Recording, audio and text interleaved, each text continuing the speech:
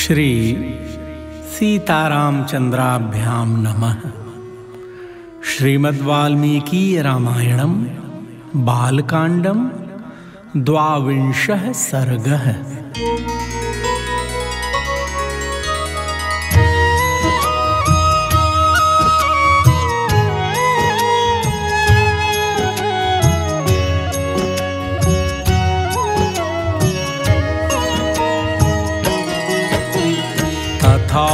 वसिष्ठे ब्रवते राजा दशरथः स्वयं प्रहृष्टवदनो रामम् आजुहाव स लक्ष्मणं।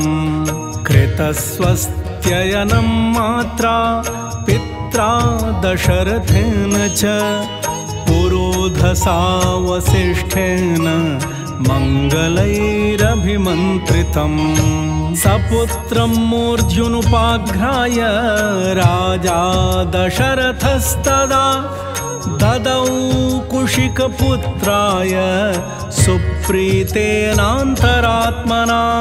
ततो वायुः सुखस्पर्शो नीरजस्को ववौ तदा विश्वामित्रगतं रामं दृष्ट्वा राजीवलोचनम्। पुष्पवृष्टिर्महत्यासीत् देवदुन्दुभिनिस्वनैः शङ्खदुन्दुभिर्घोषः प्रयाते तु महात्मने। विश्वामित्रो ययावग्रे ततो रामो महायशाः काकपक्षधरो धन्वी तं च सौमित्रिरन्वगात्। कलापिनौ धनुष्पाणि शोभयानौ दिशो दश विश्वामित्रं महात्मानं त्रिशीर्षा विवपन्नगौ। अनुजग्मतुरक्षुद्रौ पितामहमिवाश्विनौ अनुयातौ श्रियादीप्तौ शोभयन्तावनिन्दितौ। तदा कुशिकपुत्रं तु धनुष्पाणि स्वलङ्कृतौ बद्धगोधाङ्गुलित्राणौ खड्गवन्तौ महाद्युति। कुमारौ चारु वपुषौ भ्रातरौ रामलक्ष्मणौ अनुयातौ श्रियादीप्तौ शोभयेतामनिन्दितौ।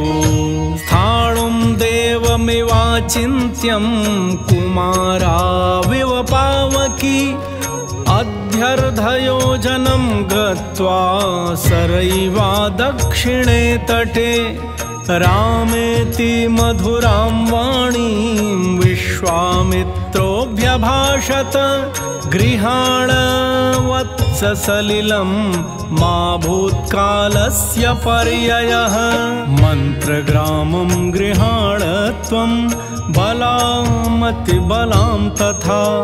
न श्रमो न ज्वरो वा ते न रूपस्य विपर्ययः।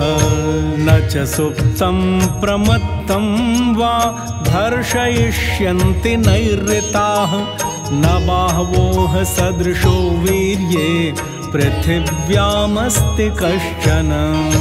त्रिषु लोकेषु वा राम न भवेत् सदृशस्तव। बलाम् अतिबलां चैव पठतस्तात राघव। न सौभाग्येन दाक्षिण्ये न ज्ञाने बुद्धिनिश्चये नोत्तरे प्रतिवक्तव्ये समो लोके तवानघ। एतद्विद्याद्वये लब्धे न भवेत् सदृशस्तव।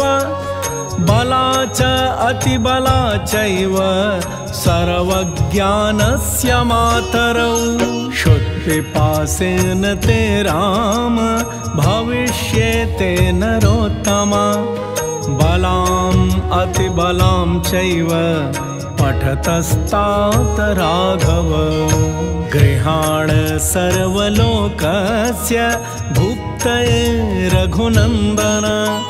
विद्याद्वयमधीयाने यशश्चाथ भवेद्भुवि पितामहसुते हेते विद्येते जः समन्विते प्रदातुं तव काकुत्स्थ सदृशस्त्वं हि पार्थिव कामं बहुगुणाः सर्वे त्वय्येते नात्र संशयः तपसा संभृते चैते बहुरूपे भविष्यतः ततो रामो जलं स्पृष्ट्वा प्रहृष्टवदनः शुचिः प्रतिजग्राह ते विद्ये महर्षेर्भावितात्मनः विद्यासमुदितो रामः शुशुभे भीमविक्रमः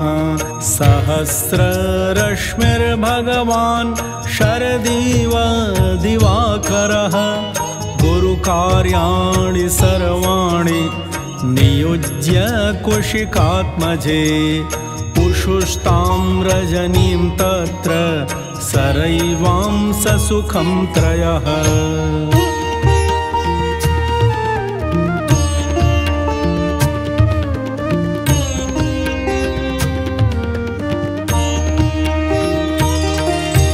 दशरथ नृपसूनु सत्तमाभ्यां तृणशयनेनुचिते तदोषिताभ्यां कुशिकसुतवचोऽनुलालिताभ्यां सुखमिव सा विबभौ विभावरी च।